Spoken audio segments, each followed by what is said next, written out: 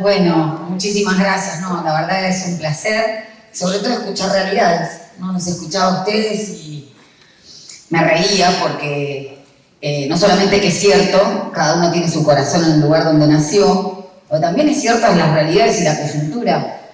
Muchas veces cuando hablamos, o cuando me toca hablar de derecho al trabajo, cuestiones vinculadas al Poder Judicial, siempre que hablo en otro lugar del país, digo eso, ¿a ustedes les interesa seguir la agenda porteña? Incluso estaba en el hotel y veía el canal de televisión que había un accidente en Villa Crespo y en la Panamericana. Digo, ¿qué les importa acá si hay un accidente en Villa Crespo o en Panamericana?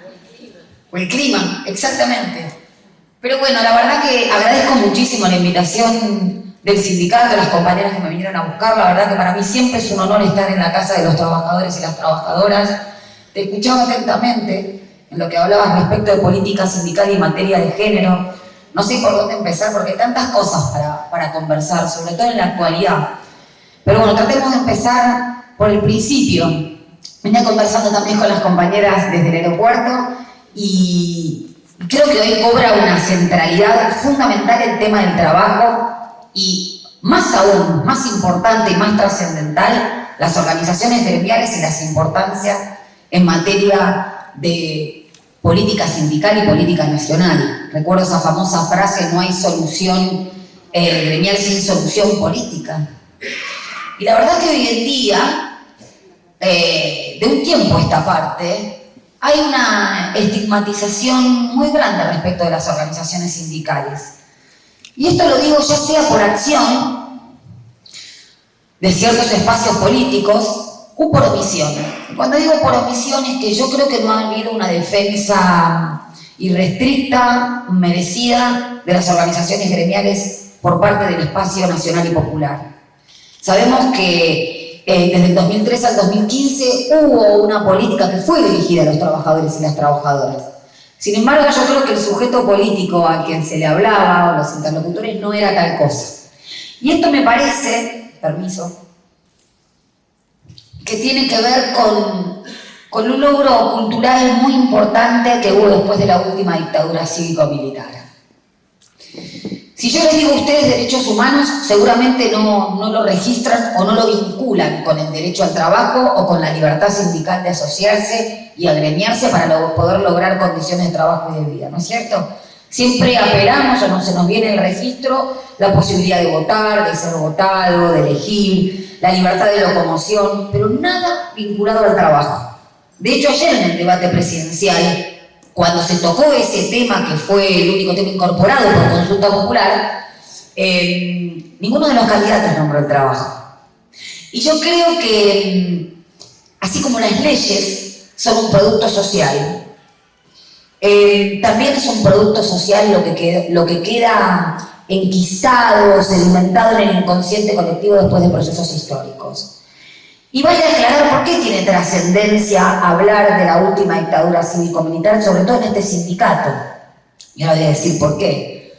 Porque la motivación de esa dictadura y la finalidad fue la misma que en los años 90 o con el periodo 2015-2019, que fue hacer una distribución regresiva del ingreso. Es decir, de sacarle a los laburantes para darle más al capital.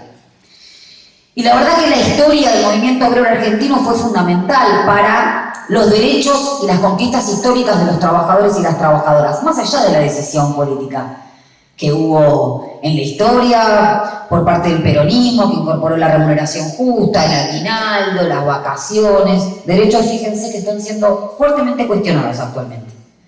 Y no es por casualidad. Se habla de modernización, se habla de flexibilización y siempre también identificamos esa flexibilización y esa modernización con un apodo de derechos a los trabajadores y las trabajadoras. Eso es porque sabemos que es un eufemismo que esconde precarización. Entonces, a veces intentamos del espacio nacional y popular modernizar los conceptos y del otro lado, permítanme decir, o del lado conservador o del lado de la derecha, como lo quieran llamar, o de los grupos del poder real, lo tienen muy en claro, a tal punto que atacan un artículo de 1957, resultado de la derogación de la Constitución Nacional de 1949, que es el artículo 14 bis. Habrán escuchado hablar que es un artículo que, en el mejor de los casos, retrocede el crecimiento del país. Habrán escuchado hablar del cáncer de la sociedad, que es algo que hay que llevarse puesto. Un artículo que incorporó sucinta y brevemente todos los derechos que había incorporado la Constitución Nacional de 1949 al calor de la época. Porque todas las leyes son un producto histórico. Y hace poquito conmemoramos un día más del Día Internacional del Trabajo, del Trabajador, ¿no? En honor a los mártires de Chicago, que pedían la reducción de la jornada. Y hace poco también conmemoramos otro Día Internacional de la Mujer Trabajadora, no de la mujer, trabajadora. También en honor a aquellas trabajadores que fueran muertas y quemadas en una fábrica textil, también reclamando la reducción de la jornada. Pero para no mirar siempre afuera, también tuvimos una historia muy importante en nuestro país con la Semana Trágica y la Patagonia Rebelde, donde pedían exactamente lo mismo. Y donde también existía una prédica y una narrativa de hay que imponer orden, fuerzas parapoliciales. Y llegamos a una ley de jornada de trabajo recién en 1929, que a los agoreros que les gusta hablar de modernización, aún no se tocó. Argentina es uno de los país número 20 a nivel mundial, y en Latinoamérica, junto con Colombia, que tiene una jornada laboral más extensa, 8 por 48. Y digo que vino el calor de la época porque tuvimos las primeras constituciones que decían, a ver, no somos todos iguales ante la ley, como decían las constituciones viejas, hay algunos más desiguales que otros, y uno de esos desiguales eran los laburantes. Y más desigual que esos laburantes eran las mujeres, que ya lo sabían, porque en 1857 ya la gesta histórica en Europa era pan y rosas. O sea, había un plus de desigualdad respecto de las mujeres. ¿Y cuál fue el primer síntoma por el cual se advirtió que había que poner un poquito de límite a esa vocación de acumulación voraz del capital? La salud. Porque una edad promedio de incorporación de los pibes y pibas en Inglaterra de la revolución industrial del siglo XIX era los 7 años. ¿No? Y el estado de salud era deplorable, porque como digo, os suelo decir, regularmente el tiempo corre en una dirección, caminamos irremediablemente a la muerte y acostumbramos comer para vivir. Con lo cual las necesidades que nosotros y nosotras satisfacemos con el sueldo, con la remuneración, son las necesidades básicas, pero también es el ocio. Por eso vuelvo a la jornada. Tuve la posibilidad de participar en la comisión informativa de diputados como abogada laboralista cuando se discutió hace poquito, semana pasada, la reducción de la jornada. Fue meme, lo deben haber escuchado, a Julio Cordero, vicepresidente de Políticas Sociales de la UIA, decir, dixit, literal, la dignidad del trabajador no se obtiene cuando trabaja menos, se obtiene cuando trabaja más. ¿Para qué quiere trabajar menos? ¿Ir afuera para hacer qué? Y lo digo acá en un gremio docente que siempre es vilipendiado por las conquistas históricas pioneras que tuvo y ha tenido. Y que no por casualidad una de las primeras medidas de la última dictadura cívico-militar fue la derogación del estatuto docente. Y no por casualidad también, en el año 2017, con la ley, siempre fue un gremio que fuera vanguardia y que marcó camino, un faro respecto de sus reivindicaciones salariales. Y me acuerdo muy bien, por eso digo que se trata de un mismo modelo económico. Podemos saltar de la dictadura, los 90, los 2000 o al gobierno de Mauricio Macri, con el incumplimiento obsceno de la ley de paritaria docente. Pero recordarán también que una jueza, Dora Temis, del Juzgado Nacional 59, que fue la que le otorgó la medida cautelar al gremio docente, al gremio de ustedes, y que le costó a ella el ascenso. Esto lo sé porque la conocía personalmente, falleció 6 meses después y fue brutalmente atacada. Y esto porque lo digo, porque hablamos de poder real y hablamos también de un poder judicial que, con las honrosas excepciones, cuando se digna aplicar las leyes básicas del derecho colectivo, ¿no? Como en este caso, bueno, es perseguido también. Y Y esto lo digo porque creo que atándolo con el tema de la jornada de trabajo o el ocio, hoy en día no solamente se invisibiliza el trabajo como derecho humano fundamental, sino que de alguna forma se niega la obtención de una agenda positiva. Y digo una agenda positiva de ampliación y de acumulación de derechos. Y esto ya lo digo como abogada laboralista. Se supone que hay dos principios en la Constitución que son centrales y fundamentales. Uno es el de la justicia social, que tanto le pega. Tanto le pega. La justicia social ni es más ni menos que advertir que no somos todos iguales y que la realización es colectiva y que en su momento, como decía la Constitución del 49, la propiedad, la rentabilidad económica y la actividad empresarial tienen una función social, no liberal. Y habla directamente de un patrón distributivo. ¿Y cómo se conecta con el otro principio de la Constitución, el de progresividad? Esto lo dice la Corte Interamericana de Derechos Humanos. Si no podemos avanzar, por lo menos no retroceder. Ese es el estándar mínimo de la progresividad, no ir para atrás. Y vaya si no se ha ido para atrás. Por eso retomo lo que dije al principio. Si hay un legado tremendo, creo yo, poco venturoso, es que no se ha reconocido jamás, desde mi punto de vista, cuál fue el rol que tuvo el movimiento obrero organizado en el advenimiento de la democracia. Estamos cumpliendo 40 años de recuperación democrática.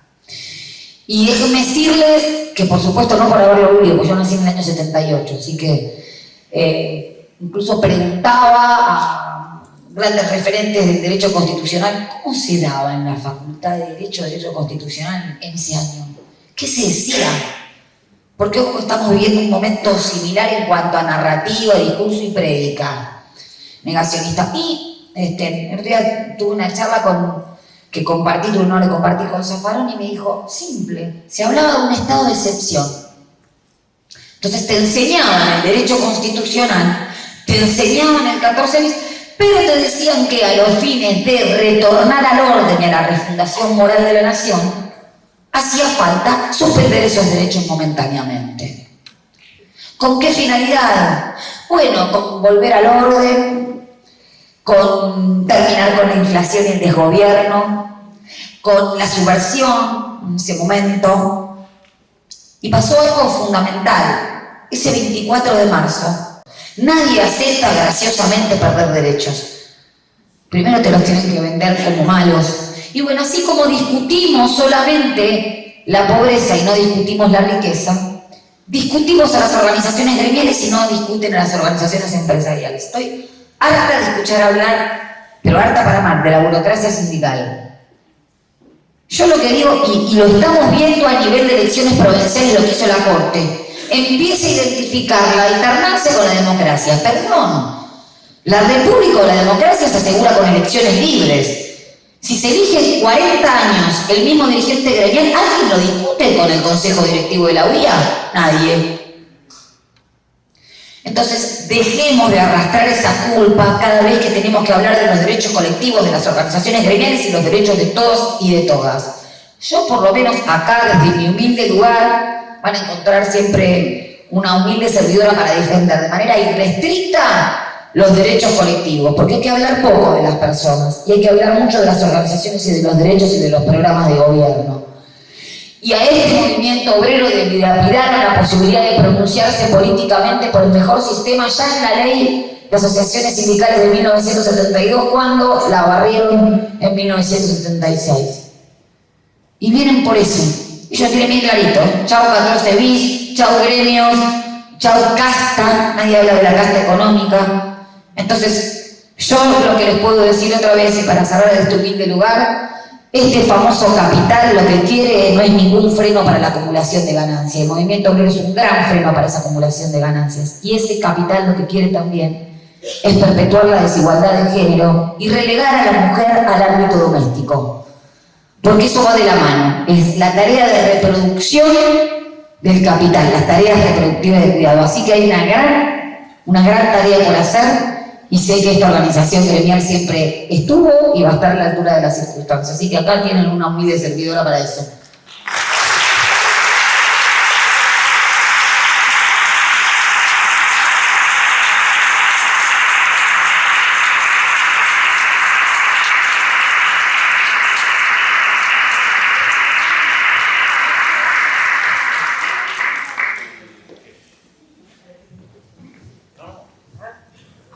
Hacer la caminata diaria. Bueno, ahora viene el momento. No está Lucila tiene el micrófono. ¿Qué quiero hacer? Preguntas sin vergüenza.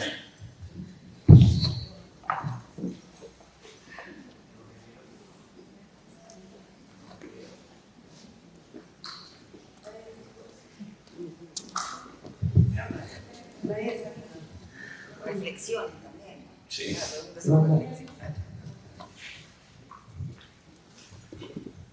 ¿Qué tal?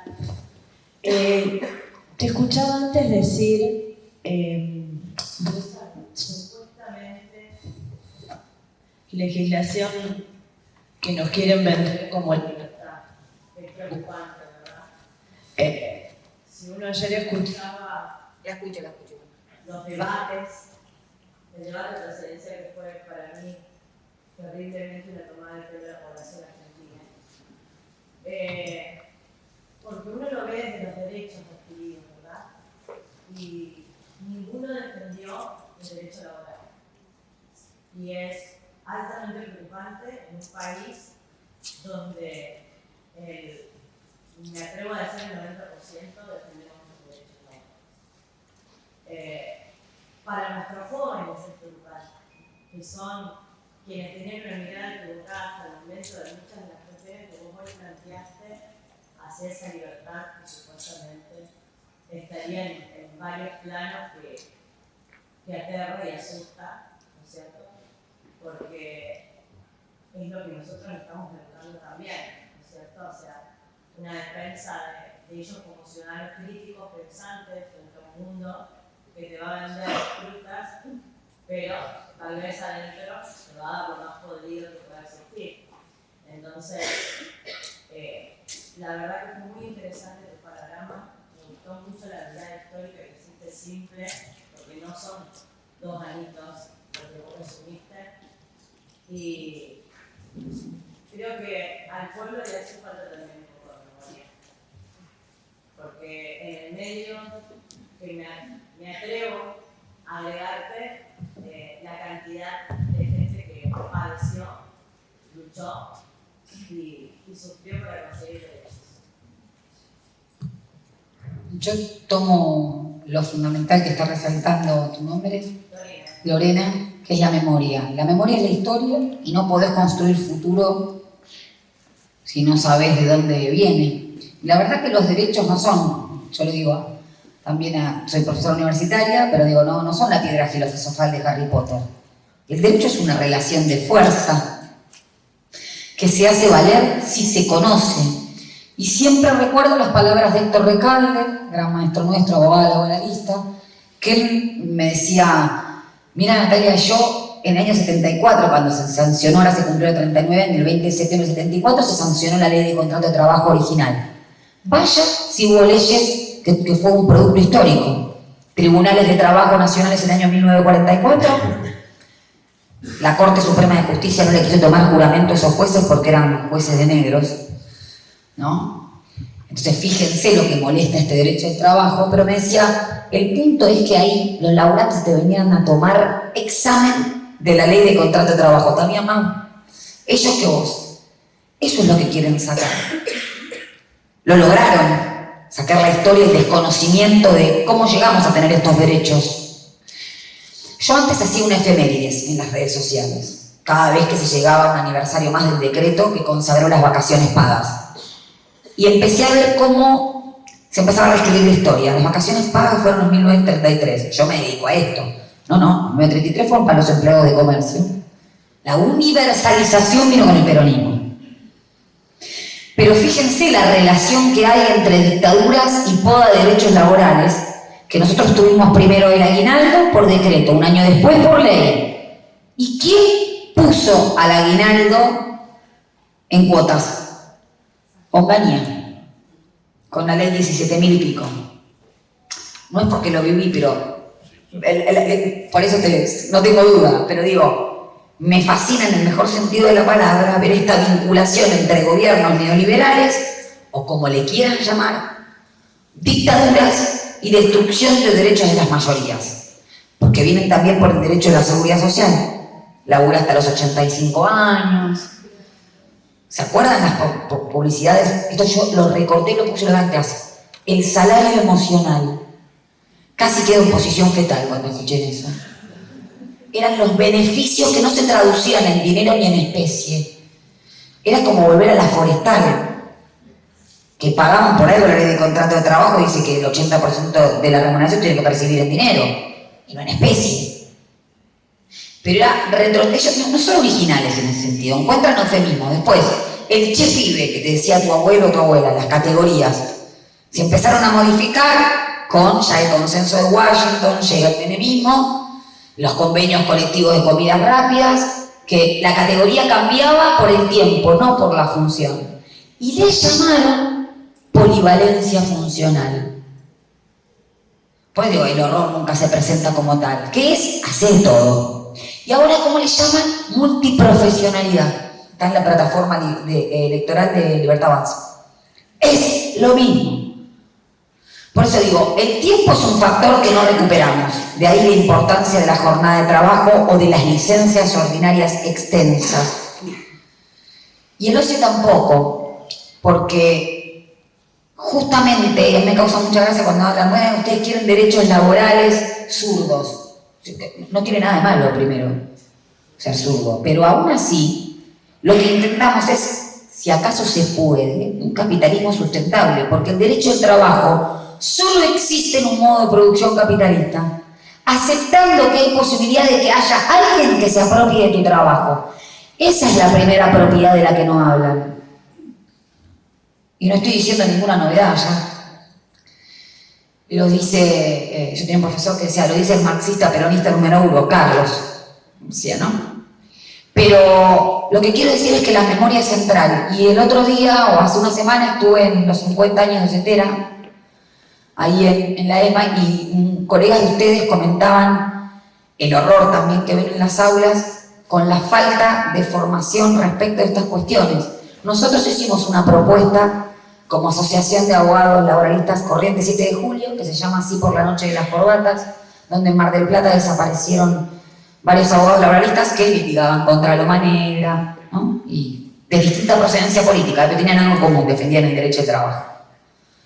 No desaparecieron, entonces se llamó la noche de las corbatas, por eso nos llamamos 7 de julio. Pero propusimos ahí en Buenos Aires, tenemos al gran gestor Horacio Rodríguez Larreta, que violó todos los convenios de la OIT, porque impone como carga horaria educativa las prácticas profesionales, que no son prácticas profesionales, porque eso es un contrato que habilita a contratar una remuneración. Acá es trabajo gratuito, vedado.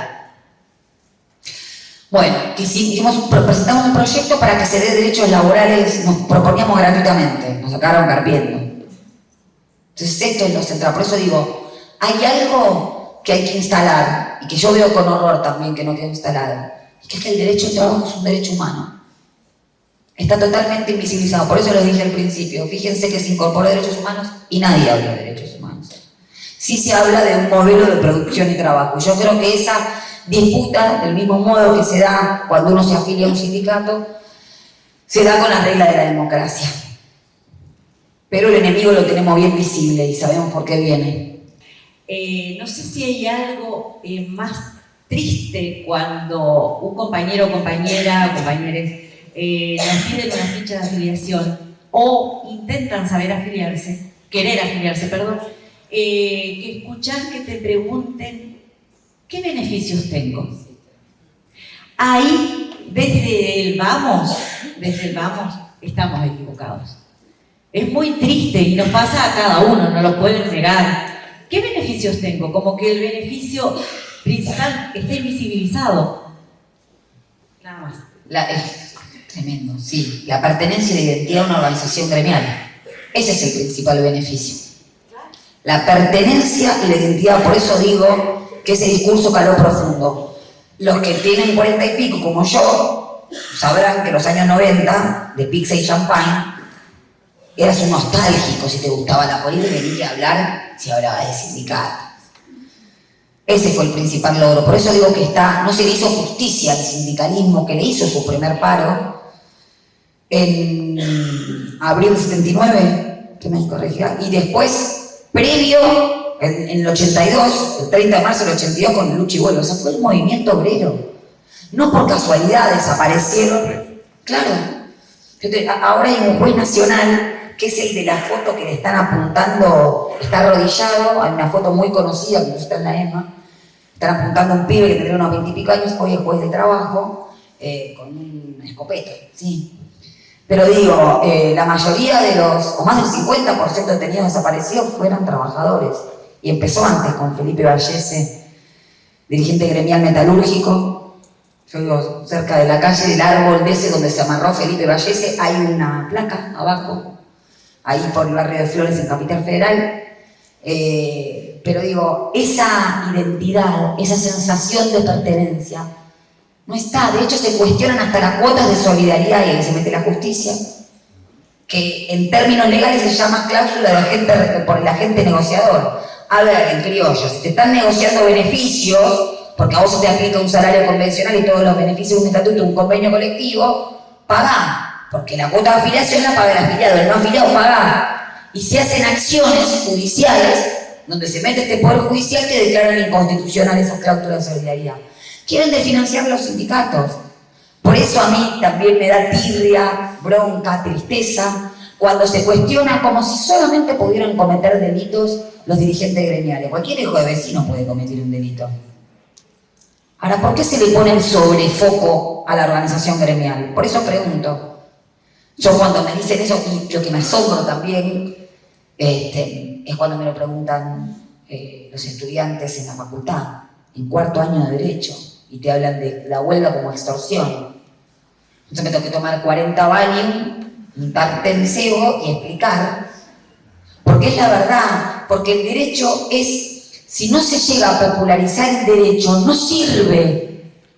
No sirve. Yo te puedo hablar del convenio 87 que consagra la libertad sindical, el artículo 14 la huelga, ¿para qué sirve? Si no está en las organizaciones gremiales, no sirve. Por eso quieren barrer a las organizaciones gremiales. Por eso no quieren destruir, desarticular, desfinanciar. Esto es central. Yo no sé cómo se hace sin enojarse. Yo me enojo. Y mucho. Pero por lo menos, por eso digo, cada uno, y el rol docente es fundamental, es decir, si vos querés ir a tomar una cerveza, le digo yo a los estudiantes cuando los doy clase, cuarto año de Derecho, cuarto año, nos tomamos una cerveza y te fijas de qué forma se puede modificar la ley de asociaciones sindicales, el 14 bis, o lo que quieras. Pero en una facultad de Derecho yo no admito que me hablen por fuera de la ley. Y este es un derecho constitucional. Porque ahora también está esto de la posverdad. Esta es mi opinión. Tu opinión es ilegal. Porque ojo que con eso llegamos a la apología del delito, el negacionismo, ¿eh? Es mi opinión. Pues tu opinión es contraria al Estado de Derecho y estás estudiando abogacía. Por eso hablé de cómo se enseñaba derecho constitucional en la dictadura. Ojo, porque es como la rana que se va cocinando a poco, ¿eh? Cuando te das cuenta te cocinaron ya. Entonces, el derecho es un discurso hegemónico que se disputa. Libertad no es libertad de comercio, libertad es libertad sindical, de asociarse, de afiliarse, de participar, de pertenecer, de modificar la vida de los trabajadores y las trabajadoras a través de las organizaciones gremiales.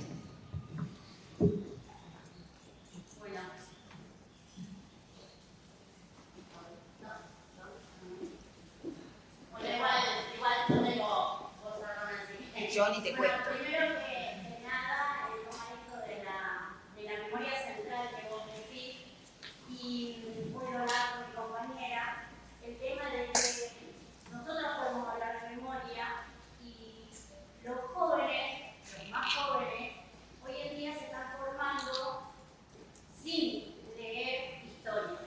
Realmente es preocupante porque vienen con un discurso que los enamoran, porque son respuestas que yo recibo de jóvenes, ¿no? Este gobierno no hizo nada, este otro, y bueno, vayamos por otro.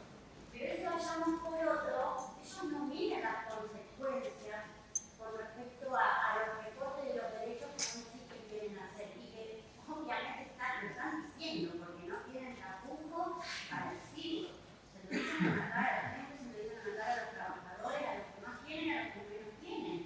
Entonces, esto de la memoria es fundamental, y aparte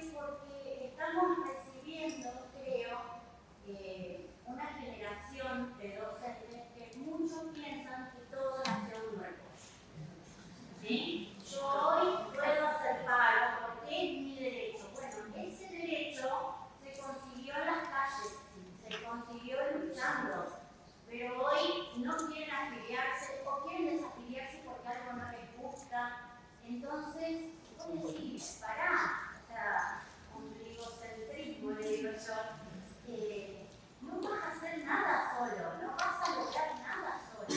La lucha colectiva es realmente importante en estos contextos, principalmente los que se nos vienen. Me parece que es un momento en el que hay que convencer, pero no encuentro la manera de convencer a muchos de mis propios compañeros, no estoy hablando de la discriminación, mis propios compañeros piensan muchas veces en contra de ellos mismos, de sus propios derechos. Sí. Es que hay una gran crisis de representación que le van a atribuir a los sindicatos. Es una gran crisis de representación porque cuando se habla de fragmentación, de que se rompió el colectivo, el sentido de pertenencia, de lucha, ese es el logro cultural. Habiendo desaparecido una generación y después habiendo impuesto el individualismo. Es esto. Es esto. Yo también lo veo con compañeros y compañeras que tenemos una causa común. Digo, o sea, a ver, las modificaciones no se hacen de 8 a 18 o por fuera de 8 a 18 y después tenés yoga y después... Está todo bien, pero se hace con lucha, se hace con un compromiso, con una convicción. Y la fragmentación de la falta de participación, y lo voy a decir en lenguaje académico para que no quede mal, y el onanismo que hay, ¿no? Mental, porque yo puedo relatarte que de manera perfecta se hace. Ahora, los que van a negociar después enfrente son ellos. Te puedo relatar cómo es la negociación colectiva y tienen limitantes. Tienen condicionantes, tienen que representar a un colectivo. Esa crisis de representación atada a la falta de participación, atada al individualismo, hace que sea muy difícil. Vieron que ahora están muy de moda todos esos filósofos orientales, Byung-Chul Han, qué sé yo. Bueno, hay algo que tiene, de verdad. Nos sacan la historia, nos sacan el futuro y vivimos en un puro presente. Vos tenés que estar bien, no tenés que estar bien. Hay cosas que transforman, que no te hacen estar bien, que te afectan. Entonces, pasa por una construcción de subjetividad, ¿no? Si hay algo que produjo el capital también, o el capitalismo, son sujetos, subjetividades. Y el individualismo es el primer triunfante. Ahora, yo voy a decir otra cosa más, porque también la compañera y lo estuvimos hablando, que es el tema de la salud. Los riesgos, que la salud va a dar al trabajo, porque como somos un cuerpo, y yo no puedo decir, ahora qué tal, dejo mi fuerza de trabajo y me voy a mi casa. No, vivir solo cuesta vida, como dice Guido Solari. Entonces, la prestación que hay en ese contrato es tu propio cuerpo. O sea que vas a involucrar tu salud. ¿Y qué pasó a partir de los 70, cuando cambia justamente el patrón de acumulación? Empezaron a surgir los riesgos psicosociales. No, pará, la salud no es solamente ausencia de enfermedad, es presencia de bienestar. ¿Y cómo se empezó a traducir en el plano jurídico lo que la patronal llama carpetas psiquiátricas? O licencias por enfermedades inculpables. Es decir, que el sistema no tiene la culpa. Sí que tiene la culpa. Hay un libro muy interesante que yo cito siempre, que me encantó, me partió la cabeza, está buenísimo, que se llama Realismo Capitalista. Es de Mark Fisher, y el tipo dice, se suicidó, ¿no? Les digo la verdad. O sea, hay que tratar, y hoy tenemos índices de suicidios en la juventud tremendos. Tremendos. El otro día estuve en el barrio Villa Lugano y comentaban ahí la cantidad de pibes y pibas que al no tienen un hospital, no tienen un colegio, se suicidan. No es joda. Riesgo psicosocial. Bueno, somos una mente, no somos solamente algo alienado. Si hay algo que hizo el capital fue alienar y oprimir en los cuerpos, oprimir en las mentes. Pero digo, ¿qué dice Mark Fisher? Este sistema lo que hace es privatizar los efectos públicos del capital y publicitar los efectos privados. Por eso publicita todo lo privado. Y esto es porque vos sos tonto, porque no hiciste el suficiente mérito, porque no te la bancás, no tenés resiliencia. Perdón, pero es un término que detesto. Hay gente que no tiene resiliencia. No. Claro que no. No se puede adaptar a tener 2 laburos, 2 jornadas, 4 pibes, hacer un trabajo. No puede. Y para eso están las organizaciones gremiales, para las conquistas. Por eso jode tanto el ocio, o las conquistas, o sea, para que estés bien. ¿Cómo vas a estar bien? Y hay culpa por el derecho al ocio. Por eso cuando me tocó estar enfrente de este señor, ¿y qué van a hacer? Se me ocurrieron muchas cosas para responderle. Pero dije, nada. Usted tenía un colega que habló al lado mío y dijo, leer un libro, estuvo mucho más potable. Pero si te querés clavar un asado con 4 cervezas y quedar tirado ahí en el patio de tu casa, ¿cuál es el problema? ¿Saben por qué se los digo? No es broma. Porque en el año 1905, cuando llegó la ley de descanso dominical a la capital federal, ¿qué decía la OEA? ¿Para qué lo quieren? ¿Para ir a las tabernas si no saben qué hacer con su tiempo? Es lo mismo. Entonces, lo que digo es hay que saber cómo responder. No son licencias psiquiátricas por enfermedades inculpables. Es la imposibilidad de poder afrontar ese trabajo de manera responsable, con calidad, con calificación para los pibes y las pibas, porque son personas. Los docentes acostumbran a ser personas, igual que los abogados, pero bueno, nosotros somos un gremio poco querido. Entonces, hay que pelearlo desde ahí. ¿Qué beneficios obtengo? A nosotros nos los plantean los trabajadores de plataformas, ¿Para qué quiero yo agremiarme? Si yo cobro esto y trabajo cuando quiero, porque vas a envejecer, le contesté yo. Tenés 25 pirulos y vas a envejecer. Y vamos a ver qué te pasa cuando no puedas laburar, cuando no te puedas tomar. Y ese es el pensamiento individualista. Y del puro presente del chino, como digo yo, del japonés. Es el puro presente. ¿No te representás tu futuro? Tampoco se lo representaban con las FJP, Si hay algo que quebró la FJP, además del artículo 14 bis, que dice que la seguridad social tiene que estar de manera integral y renunciable a cargo del Estado, es el principio de solidaridad intergeneracional. ¿Qué quiere decir? Y los que laburan mandan a los que no laburan, los que ya laburaron. Y no el abuelito, qué tierno, labura hasta los 85 años, no. Estamos en una época compleja, pero creo que lo tenemos que retomar, como decía Homero en la Ilíada. Volvámonos a los clásicos. Volvamos a recontar y a reescribir esa historia, que ellos sí la quieren volver a contar, Porque nosotros no hay que hablar de eso, no hay que hacerle la agenda a la derecha. Empezaron con el culo de los derechos humanos y ahí los tenés, justificándote de par a par. Porque hubo temas que fueron tabú. Bueno, el sindicalismo fue un tema tabú. Basta.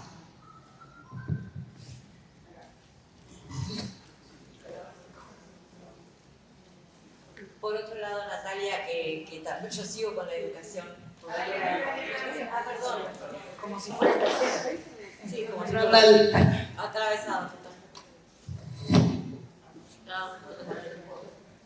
Vamos a tener que invertir en micrófono. Sí, claro, yo que tengo la voz de... No, no, no. Señor.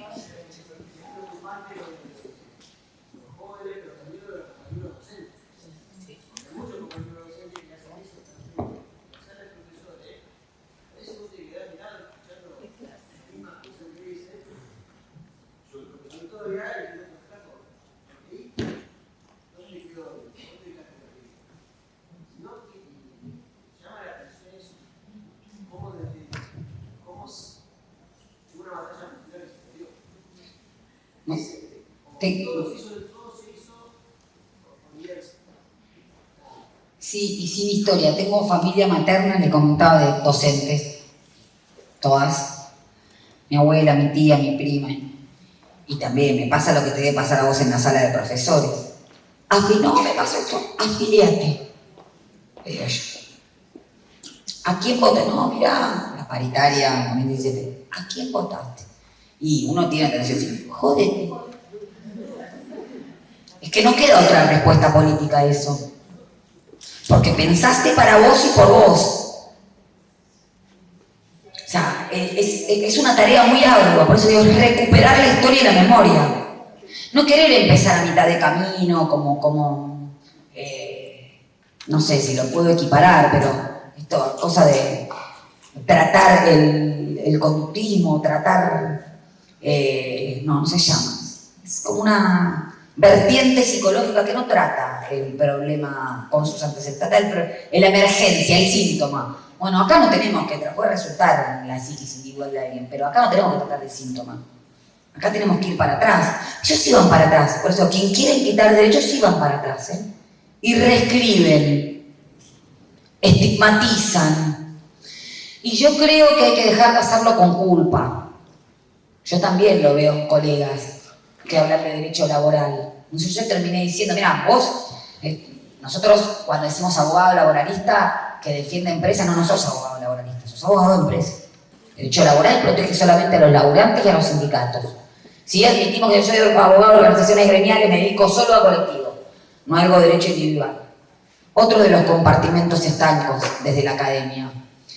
no hay derecho, no es que te gusta el derecho individual no colectivo. No hay derechos individuales sin derecho colectivo. Si es la herramienta, la puerta de entrada, ¿cómo te incorporaron derechos a vos? A través de los sindicatos. Y yo explico por eso. ¿De qué año es la ley de contrato de trabajo? 1974. ¿De qué año es la ley de convenio colectivo? 1953. Entonces primero vinieron los gremios y después vinieron los derechos.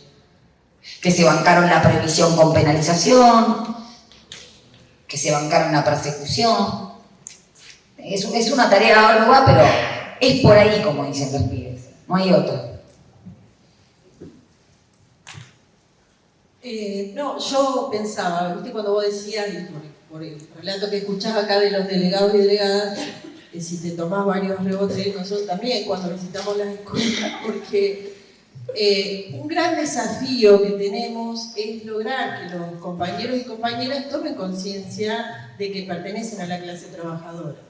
Y ese tema, nosotros siempre insistimos que tiene que ver una falencia también de nuestra formación de base, donde siempre decimos que somos muy formados en cuáles son nuestras obligaciones, pero poco sobre nuestros derechos y nuestra identidad como clase trabajadora. La verdad que yo te agradezco, Natalia, toda tu exposición, porque primero que es una inspiración para nosotros, como para seguirle dando batalla a esto, y quizás dedicarnos un poco menos cada vez que vamos a una escuela, pero sobre todas las cosas, para tener elementos para argumentar cuando vamos y visitamos a los compañeros y compañeras, y para esto, ¿no? Que se sientan trabajadores y trabajadoras de la educación, fundamentalmente. No, para mí es un honor, de verdad, siempre lo digo, estar en casa de trabajadores y trabajadoras. Y digo una sola cosa, que me acordé cuando vos me hablabas de hablarle a los pibes. Yo doy clase también para futuros licenciados en relaciones de trabajo. Una carrera que nació en los 90, digamos, pero se da en la Universidad de Buenos Aires. No importa, son más pibitos los que me tocan ahí, 20, 21. Por supuesto les hablo del conflicto del campo y me dicen, cuando les hablo del locao patronal, nadie cuestiona el locao patronal, es un derecho constitucional.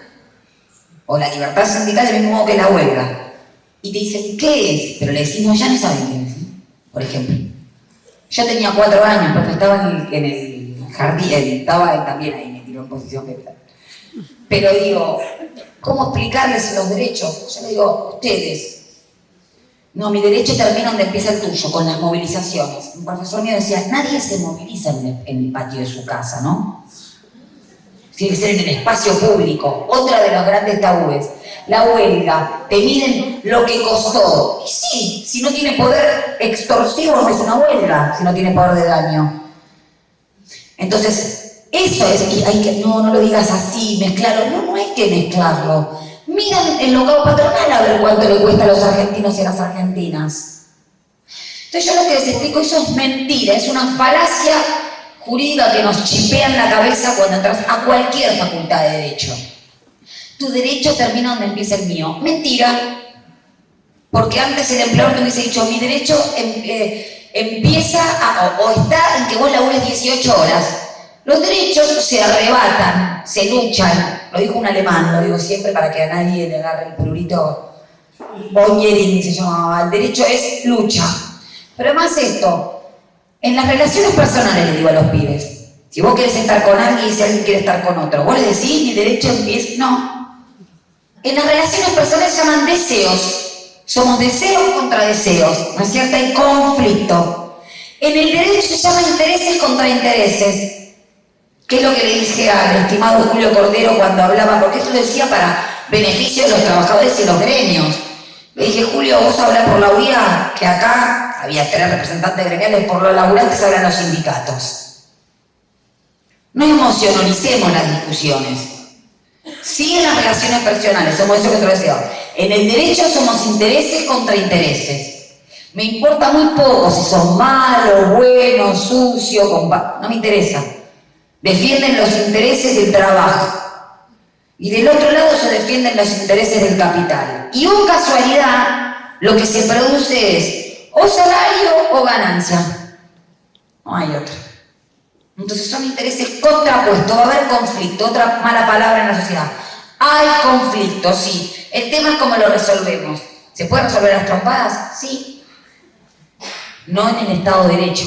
Por eso es tan importante hablar de la construcción democrática. Por eso te dicen que se resuelve con el derecho, pero te patean el tablero. Entonces así no es. Yo por lo menos lo explico así, es como les entra, con el ejemplo personal. Ricardo. Sí, igual que ando acá, se lo voy allá al frente. Después de escuchar tantas cuestiones y valorar el movimiento obrero organizado, impuesto por los sindicatos y los trabajadores, me quiero centrar en esto, en los delegados que son parte del movimiento obrero organizado y en el compromiso y la responsabilidad que cada uno de ustedes han asumido en llevar adelante todo esto. No es simplemente el día que hicimos la elección, la fotito de la urna, sino en esta transformación que tenemos que lograr entre todos y, como venimos charlando, cada uno ha asumido un compromiso de transformación. En cada espacio, los compañeros decían, la sala de maestros, profesores, por eso se pone densa, se dificulta, y nos va a tocar, hay poco tiempo ahora como para transformar algunas cuestiones, pero tenemos la posibilidad todavía de transformar algunas cuestiones a una fecha determinada. Entonces, hemos asumido el compromiso, a nadie se le obligó a hacerlo, nos tenemos que formar, capacitar, trabajar en conjunto, pero tenemos esa responsabilidad, nadie le puede sacar el cuerpo a eso. Si no puede decir, esto no es para mí, listo, me voy a otro lado. ¿Está? Entonces cada uno de ustedes, los delegados y las delegadas, han asumido ese compromiso, tenemos que transformarlo, tenemos que ser la voz dentro de la escuela, de esos compañeros que no lo entienden, de que todavía les cuesta, que zapatean y que estamos muy poco tiempo. Y si no se nos da, le vamos a tener que seguir poniendo el cuerpo, va a ser más difícil, pero nos tenemos que seguir trabajando de forma organizada. Así que somos parte de ese movimiento obrero, sintamos parte, no es una cosa de historia, de que la cuenta alguien que conoce más y que nos llena de orgullo. Somos parte, cada uno en su lugar, en su posibilidad, pero lo hemos asumido y entonces necesitamos que cada uno de ustedes transforme ese espacio de trabajo. Era compartir esa cuestión. Yo una sola cosita, ¿se escucha? Bueno, en breve, en relación a todo esto que vos estuviste planteando, esa trama entre la justicia, las corporaciones, agregaríamos, o dentro de las corporaciones, los medios de comunicación, esa trama de poder que se despliega en lo económico y en lo cultural. Quisiera que dijeras algo o alguna cuestión en particular vinculada a las obras sociales, sindicales, en este panorama, en este contexto. Habrán escuchado, bueno, ya como mencionamos, en cada dictadura militar se echó mano a lo que ellos consideraban o calificaban, digo, desde el sector patronal, desde el poder real, sea de facto o neoliberal. Es un derecho exclusivo y excluyente que tienen las asociaciones gremiales, ni más ni menos que para preservar las condiciones de vida de los laburantes, no solamente de trabajo, de vida. Pero así como se tocaron en los sucesivos gobiernos neoliberales y en las dictaduras militares diversos derechos laborales, se los podaron, se los fulminaron, se los recortaron, se hizo lo propio con las obras sociales. Y hoy hay un discurso muy fuerte al respecto que va acompañado, como clave de época, con el individualismo, con el efecto privatizador de la salud.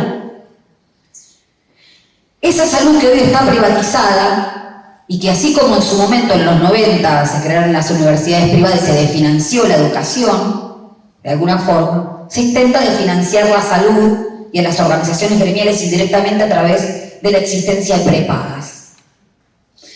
Y fíjense que no solo que no prestan mejor servicio, porque lo habrán notado, no solamente para obtener un turno, sino la cuota que se paga, que es elevadísima y que no tiene freno, ni admite el control del mismo Estado, ¿no? No admite el control del mismo Estado, va aumentando y aún lo mismo que son los grandes conglomerados económicos, la salud, las telecomunicaciones. Ahora, lo que quiero decir es que no solamente es una cuestión de segundo orden, no prestan un buen servicio, están por fuera del control estatal, de hecho, no lo respetan, sino que desfinancian a las obras sociales.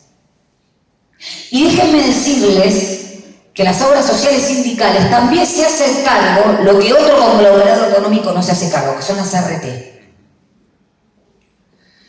Porque se pasa por enfermedad inculpable lo que tiene que hacerse cargo la RT por accidente de trabajo o por enfermedad profesional. Entonces, todos y todas, los sectores conservadores o del poder real o de los conglomerados económicos estigmatizan a las obras sociales, las denostan, las tratan como deficitarias.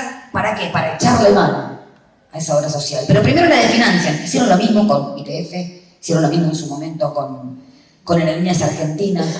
Entonces, cuidado, el principio de solidaridad comienza también, no solamente en materia de jubilaciones, sino en el sentido de pertenencia y también bancar esa obra social sindical, que no se mantiene por generación espontánea, se mantiene con el aporte de todos los trabajadores y las trabajadoras. Miren, ahí en Capital Federal se discute mucho esto con respecto a la educación pública. Y los dirigentes políticos de los espacios nacionales y populares, ¿por qué no van a una escuela pública? Y se discute lo mismo con los hospitales públicos o con las obras sociales. Este es el efecto privatizador. Que no se confíe o en lo público o en las administraciones sindicales. Primero empieza por la estigmatización, ahora con la ayuda invaluable de un discurso individualista y antisindical. No te afilies, y si te afilias te meten una prepaga. Ojo, porque es la manera de quebrar al movimiento obrero, es la manera de quebrar al sindicato y de financiarlo. Por eso, fíjense, ¿cuándo sale el chancho? ¿No? O la madre del chancho a quien le pegan, y fíjense lo que pasa con las obras sociales. Les tocó la dictadura, les tocó el neoliberalismo, y hoy en día hay un discurso antisindical y anti-obra social a través de la imposición de prepagas. ¿No? A algunos no nos queda otra, yo no trabajo en relación de dependencia, pero les puedo asegurar, yo tengo un hijo que tiene autismo de alto rendimiento, les contaba a las compañeras, y no puedo salir de esa obra social o esa prepaga porque ya está en tratamiento con esa prepaga. Pero les puedo asegurar que quienes tienen obras sociales y tienen esta contingencia se hacen cargo mucho antes que las prepagas, que tenés que hacer un amparo. Con las obras sociales sindicales no.